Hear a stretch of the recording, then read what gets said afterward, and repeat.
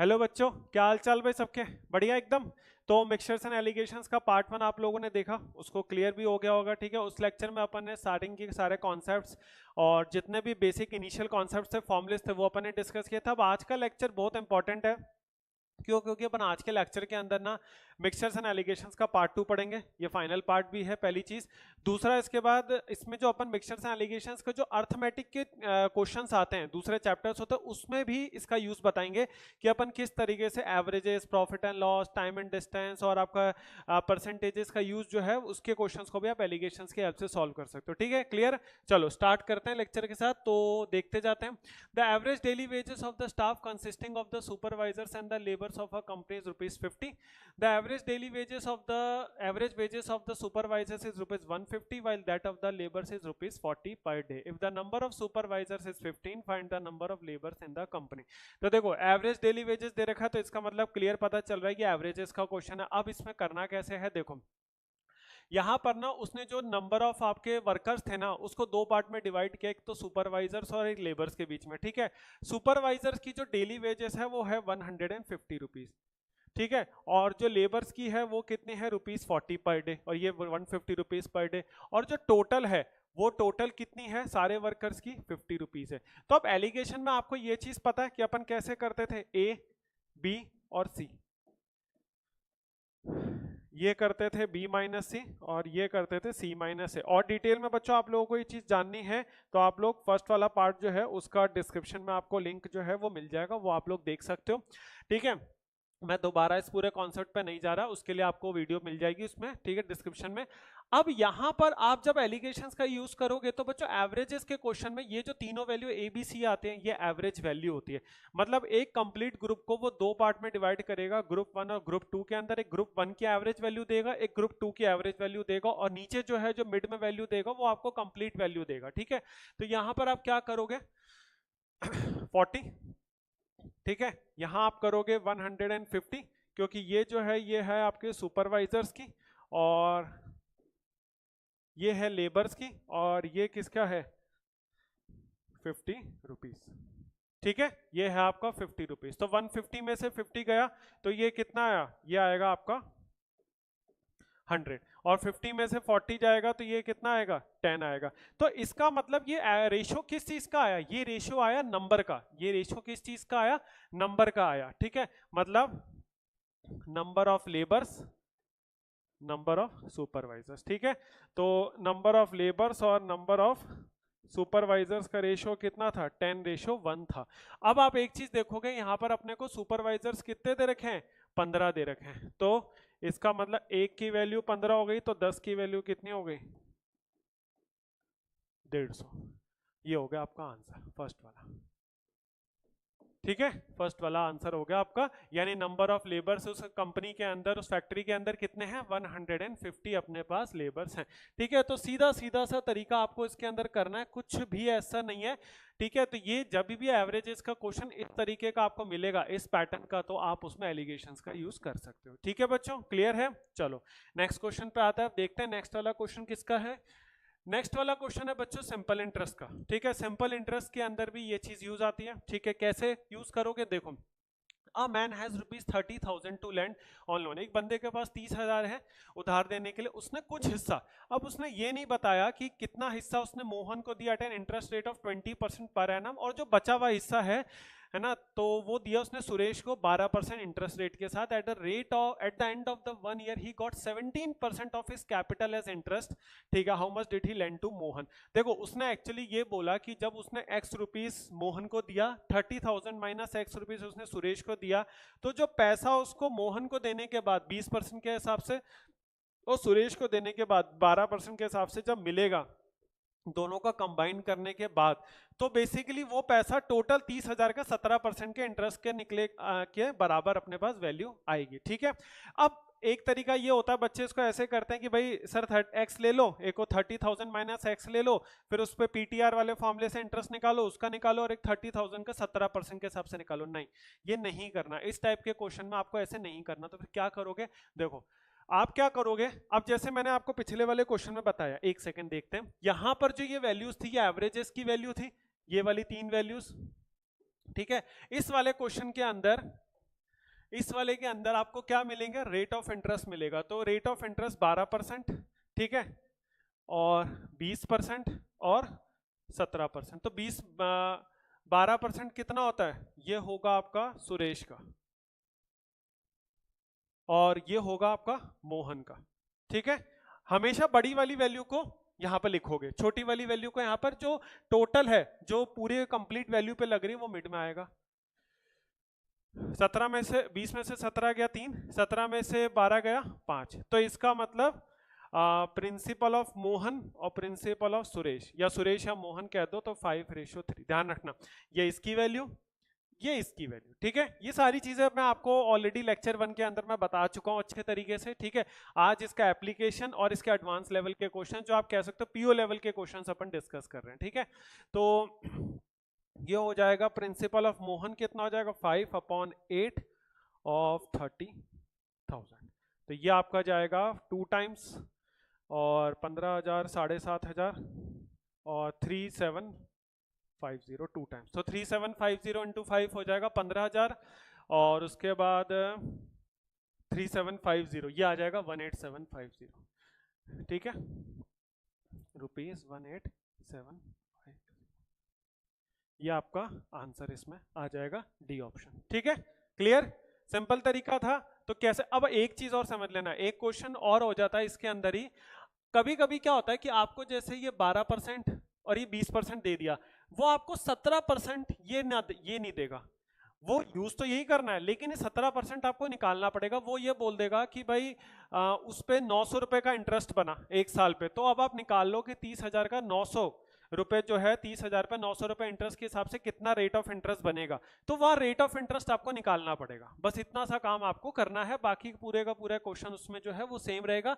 क्योंकि यहां पर जब आप वैल्यू लिखोगे, ये वाली और ये वाली, ये वैल्यू हमेशा क्या आएगी, ये वैल्यू हमेशा क्या आएगी, ये वैल्यू बच्चों हमेशा आपकी रेट ऑफ इंटरेस्ट आएगी। और जो ये निकलेगा वो आपने प्रिंसिपल को किस रेशो में डिवाइड किया, ये उस चीज का रेशो निकलेगा। देखो जब आप एलिगेशंस में का यूज करो ना दूसरे चैप्टर में, तो आप ऊपर क्या वैल्यूज 3 लिख रहे हो ABC, और उनको माइनस करने के बाद क्या वैल्यू का रेशो आ रहा है, ये चीज आपको याद रखनी है, ठीक है। ये चीज आप लोगों को लर्न करनी है। इसलिए मैं आपको हर एक क्वेश्चन में बताता जा रहा हूं कि जैसे एवरेजेस में अपन ने किया था ABC क्या थी, एवरेज की वैल्यू थी, नीचे क्या निकल के आ रहा है, नंबर, ठीक है। उसके बाद जब अपन ने इसमें किया सुरेश मोहन वाले क्वेश्चन में, तो यहाँ रेट ऑफ इंटरेस्ट लिखा, ये वैल्यू क्या निकल के आ रही है, ये वैल्यू निकल के आ रही है अपना प्रिंसिपल का। प्रिंसिपल को आप किस रेशो में डिवाइड करोगे, ठीक है, क्लियर। चलो नेक्स्ट क्वेश्चन पे बढ़ते हैं। अब देखो ये प्रॉफिट एंड लॉस में आ गया, ठीक है, तीसरा आपका अर्थमेटिक का चैप्टर। A seller has 100 kg of rice, a part of which he sells at the 14% profit. एक सेलर के पास 100 kg का राइस है, उसके बाद उसका एक हिस्सा, मतलब कुछ हिस्सा जो है वो 14% प्रॉफिट पे सेल करता है, और बाकी का जो बचा हुआ हिस्सा है, मतलब x और 100 माइनस एक्स, तो 100 माइनस एक्स को 6% लॉस पे सेल करता है। अब और जबकि उसका ओवरऑल जो लॉस है वो 4% का होता है, ठीक है। What is the quantity sold at the 14% profit, ठीक है। तो देखो जब भी आप सीपी और एसपी के मतलब प्रॉफिट एंड लॉस के फॉर्म में लिखोगे, या तो ऊपर आप सीपी लिखोगे तीनों, ठीक है, या तो सीपी लिख दो, या फिर जब आप प्रॉफिट परसेंट और लॉस परसेंट की वैल्यूज लिखोगे, तो जब आप प्रॉफिट परसेंट और लॉस परसेंट लिख रहे हो तो आपको पता है 6 और 14 और 4। अब एक चीज इसमें आपको ध्यान रखनी है, जब भी प्रॉफिट एंड लॉस के अंदर आप कर रहे हो, ठीक है, जब भी प्रॉफिट एंड लॉस के अंदर आप कर रहे हो, तो आपको हमेशा लॉस वाली वैल्यू को नेगेटिव में लिखना है, ठीक है, क्योंकि ओवरऑल भी 4% का लॉस है, तो ये आपको इसमें ध्यान रखना है। और यहाँ पे साइन भी अपना रोल प्ले करेगा। कैसे, देखो 14 माइनस ऑफ माइनस का 4 रेशो माइनस का 4 माइनस ऑफ 6, ये ध्यान रखना, ठीक है। ऐसा नहीं है कि 4 माइनस 6 कर दिया माइनस का 2 आ रहा है सर, नहीं, माइनस को कंसिडर करना है। 4 माइनस होगी, इसमें से यही माइनस होगा, लेकिन माइनस है तो ये माइनस का 6 होगा। तो 14 माइनस माइनस प्लस हो जाएगा, तो ये हो जाएगा आपका 18 और ये हो जाएगा आपका 2, 9:1 हो गया, ठीक है। क्या हो गया ये आपका आंसर 9:1 इसके अंदर आ जाएगा। तो इसका मतलब जो आपकी 1 वाली क्वांटिटी थी वो कौन सी थी, ये प्रॉफिट वाली थी, ये लॉस वाली थी। प्रॉफिट वाली वो आपसे पूछ रहा है, तो 1/10 किसको डिवाइड करना है, 100 kg को, तो 0 से 0 गया, ये आएगा आपका 10।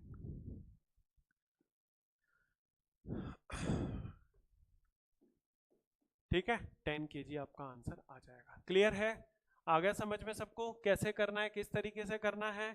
ठीक है, क्लियर बच्चों? चलो, और बच्चों वीडियो पसंद आ रही है तो प्लीज वीडियो को लाइक जरूर करना, चैनल को सब्सक्राइब जरूर करना। ठीक है, अब देखो ये आ गया एलिगेशंस आपका किसमें, परसेंटेजेस में। मैंने सारे क्वेश्चंस ले लिए। ठीक है, चौथा चैप्टर आ गया ये आपका अर्थमेटिक का।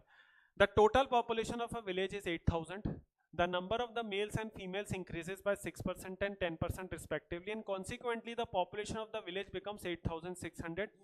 What was the number of the females in the village? अब जितने भी क्वेश्चन मैंने आपको बताया ना एलिगेशन से करने वाले, वो सारे क्वेश्चन आप बिना एलिगेशन के कर सकते हो, लेकिन ध्यान रखना जितना टाइम मैं कर रहा हूँ उस क्वेश्चन को, उससे कम से कम 3 से 4 गुना ज्यादा टाइम आपको विदाउट एलिगेशंस में लगेगा, क्योंकि उनमें इक्वेशंस बना के आपको करना पड़ेगा। तो वो सबसे सिंपल तरीका विदाउट ऑप्शंस का यूज किए वो एलिगेशंस का मेथड है। ठीक है, मैं विदाउट ऑप्शंस भी इसलिए आपको बोल रहा हूँ।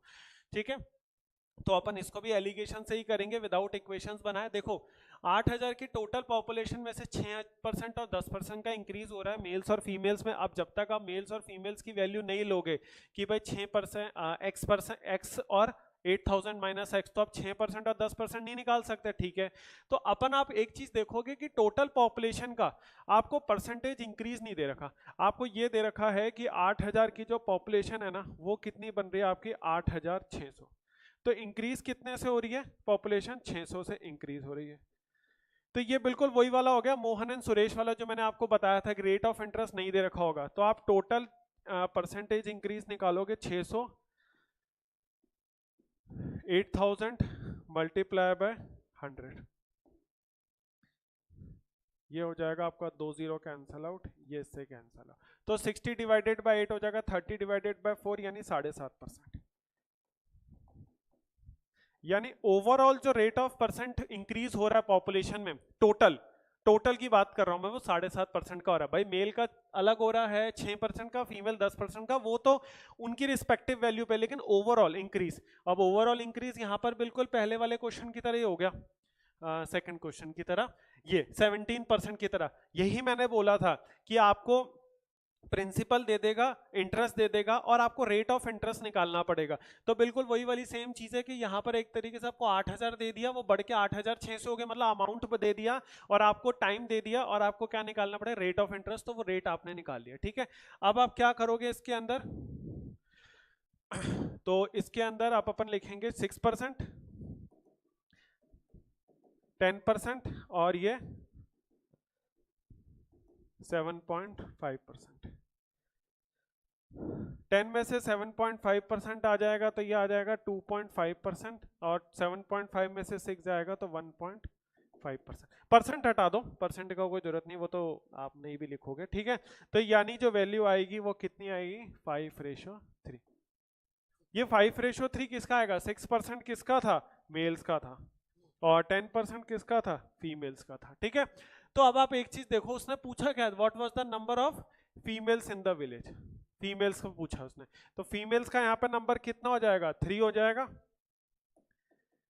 ये हो जाएगा 3/8 ऑफ किसका? टोटल पॉपुलेशन किसका? 8000। तो ये हो जाएगा आपका 1000 इंटू 3000 हो जाएगा। ठीक है, कितना हो जाएगा? 3000 जो है ये वैल्यू आपकी हो जाएगी इसमें। क्लियर है? आया सबको समझ में? ठीक है, किस तरीके से आपको ये चीज करना है? तो ये हो जाएगा 5:3 आपका क्या हो जाएगा? ये आपका इस तरीके से वैल्यू आ जाएगी, आप इसको 0.5 से कट करोगे और ये वैल्यू आएगी आपकी 3000। क्लियर? आया सबको समझ में कैसे करना है? तो ये आपका क्या था? चौथा क्वेश्चन था जिसमें एलिगेशंस का यूज हुआ। तो मैंने उस सारे क्वेश्चंस को कवर अप करने की कोशिश कर ली जो इसमें आपका एलिगेशंस लगता है।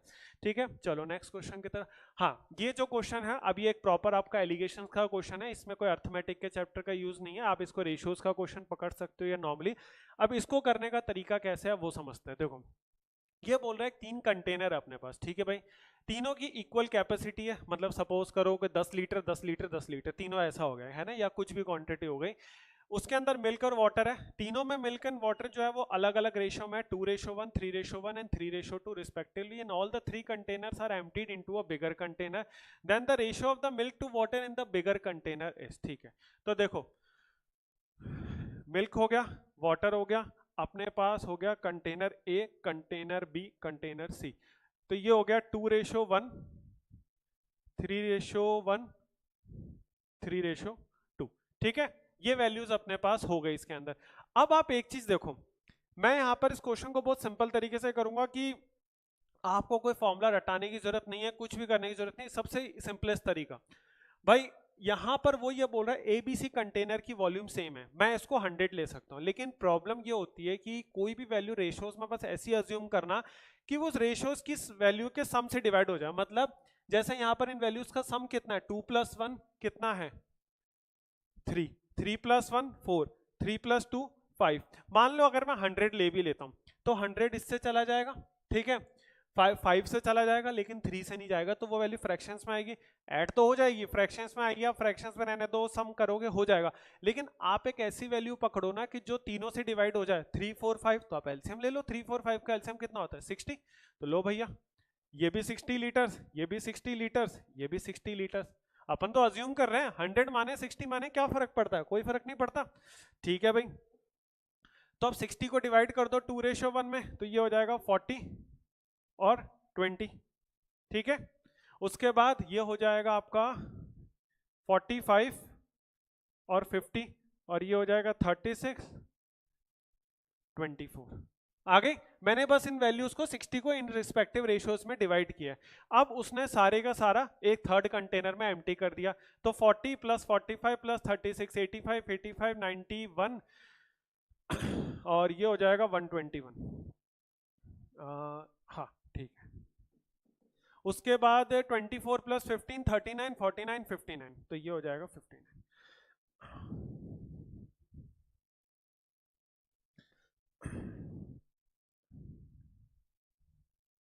ठीक है। 121:59 इसका आंसर हो जाएगा, ये रहा तुम्हारा पहला आंसर, ठीक है, ये आ गया आपका आंसर, बात खत्म, कितना सिंपल था, इससे इजी मेथड फालतू में ना फॉर्मूला रटने की जरूरत है ना उल्टे सीधे एलिगेशंस के मेथड लगाओ। देखो एलिगेशंस का जब मैं नाम लेता हूँ ना तो हमेशा मैं ये मतलब नहीं है कि मैं सिर्फ यही वाला मेथड को बोल रहा हूँ जो मैंने डायग्राम से बताया था, इसके अलावा भी एलिगेशंस का दायरा है, तो वो अपने को सारे क्वेश्चन समझते हैं, इसलिए मैंने ये लेक्चर लिया है। अगर यही सिर्फ होता कि भाई एक इसी फॉर्मूले से सारे क्वेश्चन हो रहे होते तो मैं पिछले लेक्चर में सारा खत्म कर देता, बोल देता कि भाई खत्म है चैप्टर, लेकिन ऐसा नहीं होता, ठीक है। तो उसके अलावा भी एलिगेशंस के हैं, ठीक है, चीजें हैं, तो वो सारी अपने को समझनी, ठीक है। और तुम्हें समझ आ रहा है ना, तो वीडियो को बच्चों प्लीज लाइक जरूर कर दो और चैनल को सब्सक्राइब भी कर दो, ठीक है, अगर फर्स्ट टाइम इन वीडियोस को देख रहे हो तुम। अब देखो पिछले वाले क्वेश्चन में और इसमें एक बहुत छोटा सा डिफरेंस है, क्या डिफरेंस है वो समझाता हूँ। 3 containers have their volumes in the ratio of 3:4:5, पिछले क्वेश्चन में क्या था, 3 कंटेनर्स ऑफ इक्वल कैपेसिटी, तीनों कंटेनर्स की जो कैपेसिटी है वो इक्वल है, इस वाले में जो उनकी कैपेसिटी है उसका रेशियो दे रखा 3:4:5, ठीक है। They are full of the mixture of the milk and water, the mixture contain the milk and water in the ratio of 4:1, 3:1 and 5:2 respectively, the contents of all 3 mixed containers are poured into a fourth container, the ratio of the milk and water is, ठीक है। Again वही milk and water का ratio दे रखा, लेकिन यहां पर ना कंटेनर्स का भी रेशियो दे रखा, कोई प्रॉब्लम नहीं है, कोई दिक्कत नहीं करेगा। तो अपन क्या करते हैं वही सेम काम, milk and water, container A, container B, container C, तो ये हो जाएगा आपका 4:1, 3:1 और ये हो जाएगा आपका 5:2,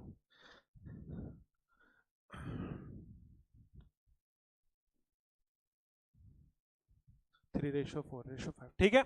मैंने आपको अभी क्या बताया, अब यहाँ पर आप 300 400 500 ले सकते हो, लेकिन अगेन वही प्रॉब्लम है कि वो वैल्यू रेशियोज के सम से डिवाइड हो रही है नहीं हो रही, तो यहाँ पर सम कितना है 4 + 1 5, 3 + 1 4, 5 + 2 7, भाई अगर इक्वल कंटेनर होते तो 5 7 और 5 4 और 7 का एलसीएम ले लो, कितना हो जाएगा 140। तो इस 140 में को इस रेशो में डिवाइड कर दोगे, ठीक है, 140 को आप इस रेशो में डिवाइड कर दोगे, ठीक है। लेकिन अगर ऐसा नहीं होता, अगर ऐसा नहीं होता तो फिर आपको इसकी रेशियोज के अकॉर्डिंग में वैल्यूज लेनी पड़ेगी, 3:4:5, ठीक है। तो 5 4 7 कितना होगा एलसीएम, 140 होता है इसका एलसीएम। अब 140 को आप क्या करोगे, 140 को आप इस वैल्यू से मल्टीप्लाई कर दो, तो 140 इंटू 3 ये हो जाएगा आपका 420, 140 इंटू 4 560, 140 इंटू 5 700, ठीक है, ये होगी वैल्यू। क्लियर है, आया समझ में? तो ये वैल्यूज है। अब आप क्या करोगे, सीधा सी भाई देखो क्या हुआ, ये वैल्यूज आपकी इससे डिवाइड भी हो जाएंगी, ठीक है, 5 4 7 से। दूसरा ये रेशियो भी मेंटेन हो गया ना। कितना आसान तरीके से ये क्वेश्चन हो रहा है देखो, ठीक है। बस इसमें एक बार आपको क्या होता है, जब कोई नया मेथड होता है ना, तो पहली बार हो सकता है वो यार अडॉप्ट करने में चीज़ों को लगे अरे यार बड़ा अजीब मेथड, अजीब नहीं है वो, बहुत सिंपल मेथड है, बस उसको 1-2 क्वेश्चन उसी टाइप के आपको प्रैक्टिस करना है, ठीक है बच्चों। अब 420 को 4:1 में डिवाइड कर लो, 5 से डिवाइड करोगे तो ये जाएगा 84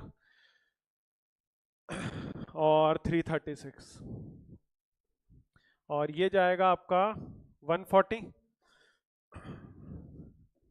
520 सॉरी 420,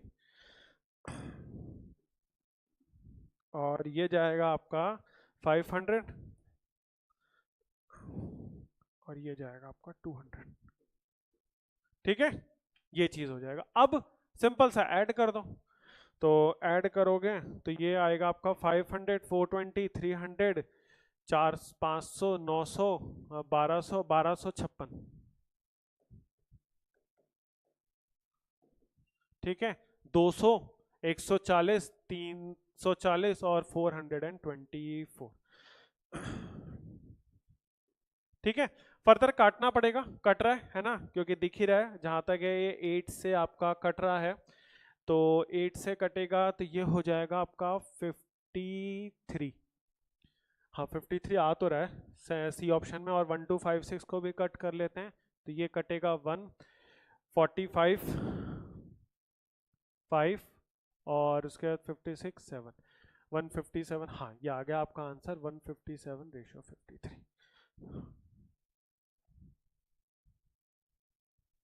ठीक है, ये आपका आंसर आ जाएगा। क्लियर, समझ आया?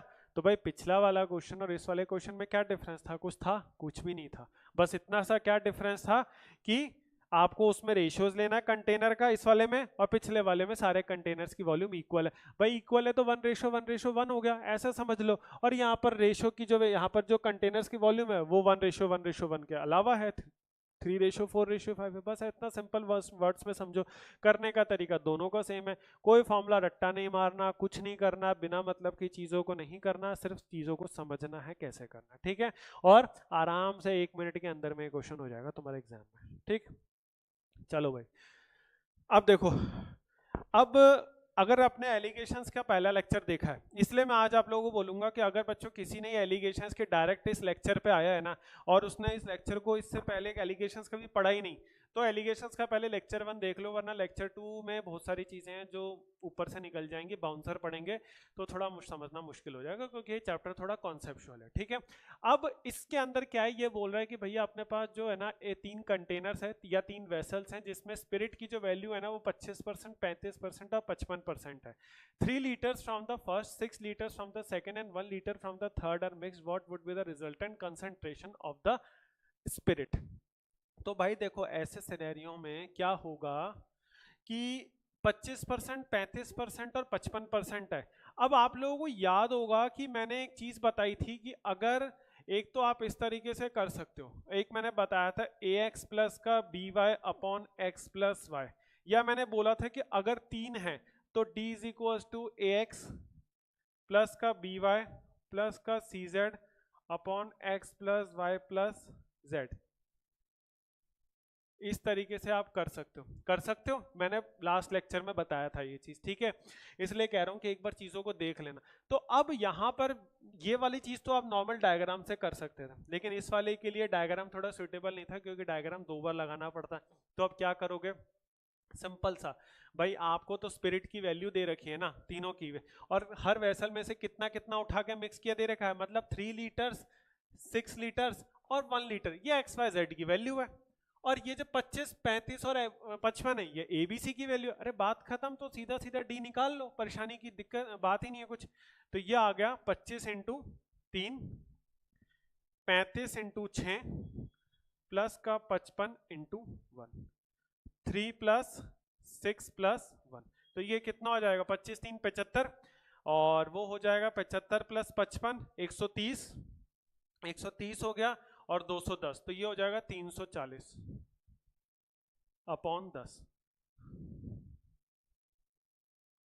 भाई बात खत्म, सीधा सीधा सा आंसर आ गया 34%। बताओ, कुछ नहीं करना, इतना सरल और सिंपल सा सॉल्यूशन मैंने आपको बताया, कुछ भी नहीं करना इस क्वेश्चन के अंदर, सिर्फ एक फॉर्मूला समझना है, ठीक है। और ये फॉर्मूला मैं पहले ही बता चुका हूँ कि ये कुछ कोर फॉर्मूलेस तो लर्न करने ही होते हैं हर चैप्टर के, क्योंकि उसी पर पूरे चैप्टर का बेस टिका होता है, ठीक है। तो ये एलिगेशन का कोर फॉर्मूला, ये मैं आपको स्टार्टिंग में ही पिछले लेक्चर के बता चुका हूँ, इसलिए फिर दोबारा कह रहा हूँ, उस लेक्चर का डिस्क्रिप्शन आपको मिल जाएगा, आई बटन पे भी लिंक मिल जाएगा, आप लोग उसको जाकर देख लेना, ठीक है। पहले उस लेक्चर को अच्छे से समझ लेना, तब लेक्चर 2 को समझना, क्योंकि उससे लेक्चर 2 आपको बहुत अच्छे तरीके से समझ आएगा, ठीक है। क्लियर है, समझ आ गया, चलो तो भाई बढ़ते हैं। हाँ, अब ये जो 2 क्वेश्चन है ना, 2 क्वेश्चन और बचे हैं 8th एंड 9th, ये भाई बहुत एक इंपॉर्टेंट फॉर्मूले पर बेस्ड है। ये फॉर्मूला भी मैं आपको बता चुका हूँ लास्ट लेक्चर में, लेकिन इसका एक एडवांस वर्जन में आपको बताऊंगा कि अब इसमें एक अगर स्लाइटली कंडीशन में चेंज हो तो अपन इस फॉर्मूले को कैसे यूज करते हैं। देखो, आप लोगों को याद होगा, पहले मैं फॉर्मूला बता रहा हूं, मैंने आप लोगों को लास्ट क्लास में ये फॉर्मूला बताया था, ये बताया था x into 1 minus Y upon X की पावर n, ठीक है। कि जब एक कंटेनर के अंदर कोई प्योर सॉल्यूशन हो और आप उसमें से कुछ मिक्सचर को निकालो, फिर दोबारा उसकी जगह वाटर ऐड करो या कुछ भी ऐड करो दूसरा, फिर आप मिक्सचर निकालो, फिर आप ऐड करो, मिक्सचर निकालो, तो ये जितने नंबर बार भी होता था उसको n से रिप्रेजेंट करते थे। हर बार जितना सेम मिक्सचर निकाल रहे थे वो y से रिप्रेजेंट होता है, और x होता है कि इनिशियल क्वांटिटी ऑफ मिक्सचर कितना है। मान लो, अब ये फॉर्मूले में ना होता क्या है, ये चीज आप लोगों को बहुत कम लोग बताएंगे, देखना, ये x1 होता है, ये x2 होता है, ये दोनों वैल्यूज अलग होती हैं, हो भी सकती है नहीं भी हो सकती। पिछला जो अपन ने क्वेश्चन किए थे पिछले लेक्चर में, उसमें x1 और x2 अपन ने बराबर दिया था, ठीक है। लेकिन इस वाले में अपन इसको अलग लेंगे। अब अलग कैसे लेंगे और क्यों लेंगे वो क्वेश्चन से समझते हैं। देखो कैसे, ये बोल रहा है 20 लीटर का मिक्सचर है जिसमें milk and water in the respective ratio of 3:2, then the 10 liters of the mixture is removed and replaced with the pure milk and the operation is repeated once more। एक बार करने के बाद एक बार और किया गया, मतलब ऑपरेशन को 2 बार परफॉर्म किया गया। At the end of the 2 removals and replacements, what is the ratio of the milk and water in the resultant mixture। बस इतना सा डिफरेंस है बच्चों इस क्वेश्चन में, कि लास्ट वाले क्वेश्चन जो अपन ने किए थे पिछले लेक्चर में, उसमें जब इनिशियली कोई मिक्स आपको दे रखा था सॉल्यूशन, तो वो प्योर सॉल्यूशन था, मिल्क एंड वाटर में से किसी का भी, भाई उसमें या तो प्योरली मिल्क था या प्योरली वाटर था, दूसरी कोई। लेकिन यहाँ पर स्टार्टिंग से ही आपको मिक्सचर दे रखा है, उसमें मिल्क भी है वाटर भी है, बस इतना सा समझना है, ठीक है। तो यहाँ पर जो 20 लीटर्स है उसके अंदर 3:2 में डिवाइड करोगे तो मतलब 12 लीटर आपका और 8 लीटर, 12 लीटर मिल्क है, ये आपका वाटर है, यही है ना, मिल्क और वाटर ही है, हाँ मिल्क और वाटर 3:2 में ये। अब आपको ये समझना है 12 litres of the mixture is removed and replaced with the pure milk. Add क्या कर रहा है, मिल्क ऐड कर रहा है, मतलब यानी क्वांटिटी घट कौन सी रही है, वाटर की घट रही है। भाई सीधी सी बात है, मिक्सचर है, निकाला मिक्सचर, मिल्क डाल दिया, मिल्क जो डाला वो प्योर डाला, जब प्योर का मतलब होता है उसके अंदर कोई दूसरी क्वांटिटी नहीं होती, तो सिर्फ वाटर तो उसमें से कम होता जा रहा, तो वही वाली चीज है। तो यहां पर आप कौन सी वैल्यू लिखोगे,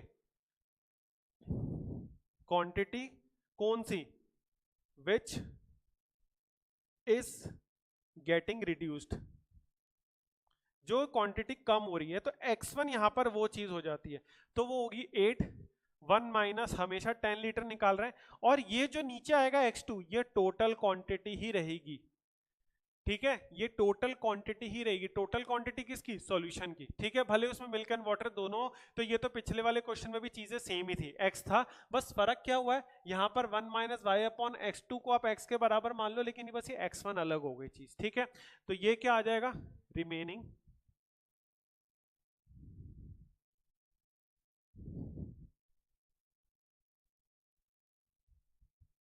क्वांटिटी ऑफ मिल्क। ठीक है, तो 1 माइनस 10/20, 10/20 यानी 1/2, 1 में से 1/2 माइनस करोगे तो हाफ ही बचेगा, हाफ का स्क्वायर हो जाएगा अगेन आपका 1/4, तो ये वैल्यू कितनी हो जाएगी 8 इंटू 1/4, तो यानी कितना हो जाएगा 2 लीटर्स।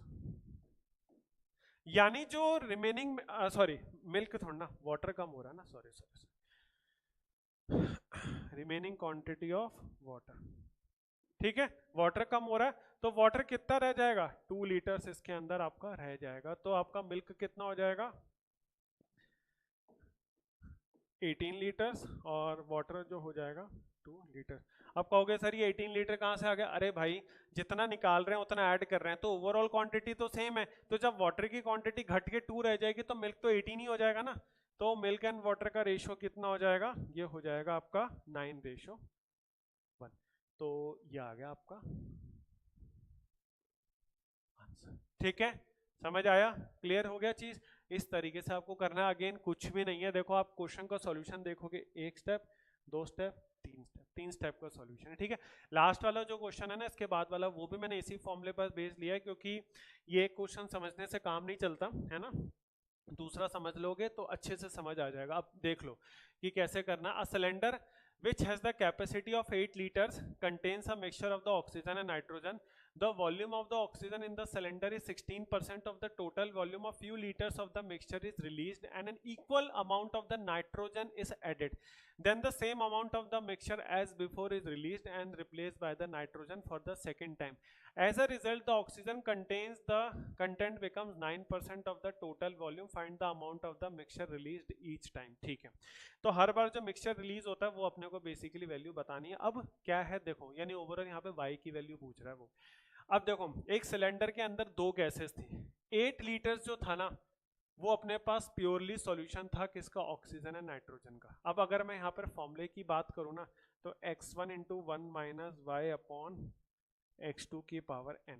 ठीक है, तो मैं यहाँ पर ना x1 की बात करता हूँ, x2 की बात करता हूँ, y की और n की, ये वैल्यूज कितनी कितनी होंगी। देखो 8 लीटर का अपने पास मिक्सचर है, तो आपको पता है कि जो टोटल मिक्सचर है वो x2 होता है, तो ये तो आ गया 8 लीटर, बात खत्म। ठीक है, उसके बाद ऑक्सीजन कितना है 16%। अब 16% ऑफ 8 कितना हो जाता है, ये हो जाएगा अपना 16% ऑफ 8 यानी 8% ऑफ 16 हो जाएगा आपका 1.28 हो जाएगा ये आपका, हाँ ये हो जाएगा आपका 1.28 लीटर। ठीक है, अब यहाँ पर x1 मैंने 1.28 क्यों लिया, क्योंकि x1 कौन सी क्वांटिटी होती है, जो कम हो रही होती है, तो कम हो रही है क्या। अब few litres of the mixture is released and an equal amount of the nitrogen is added.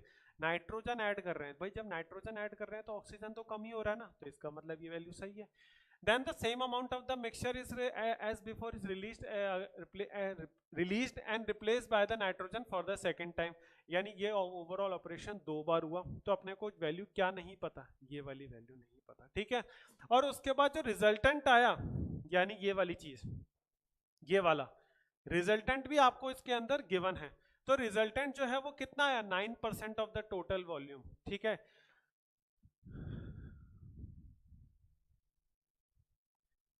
9% of 8 litres यानी कितना हो जाएगा 0.72 लीटर्स। ठीक है, ये आपका आ गई वैल्यू।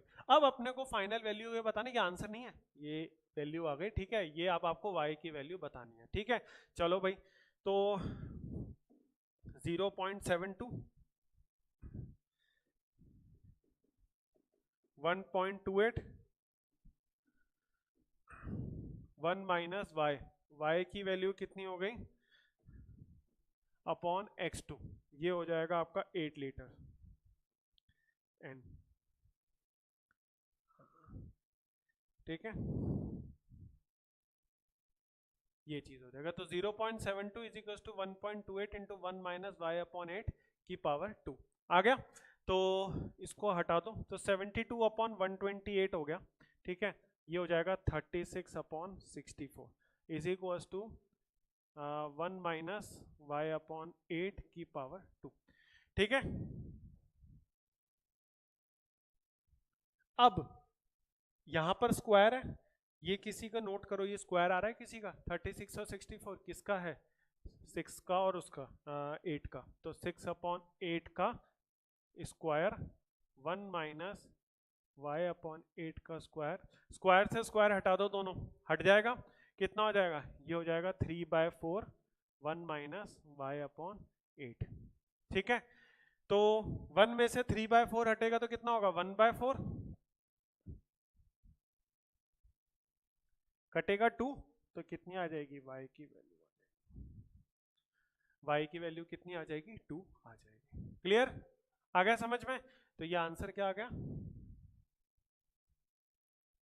2 लीटर्स। खत्म, इजी था क्वेश्चन।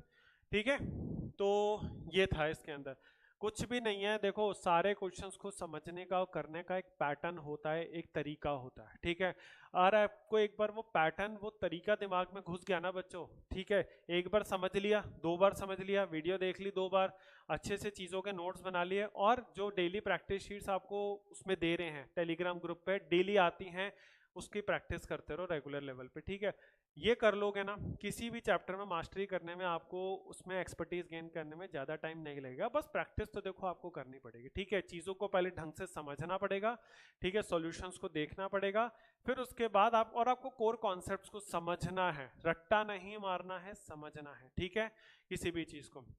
तो ये था बच्चों आप लोगों का पूरा मिक्सचर्स एंड एलिगेशंस, जो प्री लेवल का आपका पूरा है ना, प्रीलिम्स एग्जाम्स के लिए खत्म हो गया, क्लेरिकल और पीओ लेवल के लिए। ठीक है, क्लियर है। और नेक्स्ट लेक्चर में अपन करेंगे नंबर सीरीज के साथ। पहले मिसिंग वाला लेक्चर आएगा, फिर आपका रॉन्ग वाला आएगा। क्यों अगेन, क्योंकि अपन ये क्यों कर रहे हैं, क्योंकि इसके अंदर इसका वेटेज अगेन 5 नंबर का है। तो अपन ऐसे ऐसे चैप्टर्स करते जाएंगे, अर्थमेटिक भी उठाएंगे और नंबर सीरीज और इस टाइप के भी उठाएंगे, जिनके वेटेज आपके क्लेरिकल और पीओ लेवल के प्रीलिम्स में बहुत ज्यादा का है। ठीक है, क्लियर है, समझ आ गया सबको? चलो, तो अगर वीडियो पसंद आई तो वीडियो को लाइक कर दो, चैनल को सब्सक्राइब कर दो। ठीक है, बाकी मिलता हूं आप लोगों से नेक्स्ट वीडियो में। टिल देन, थैंक यू, जय हिंद।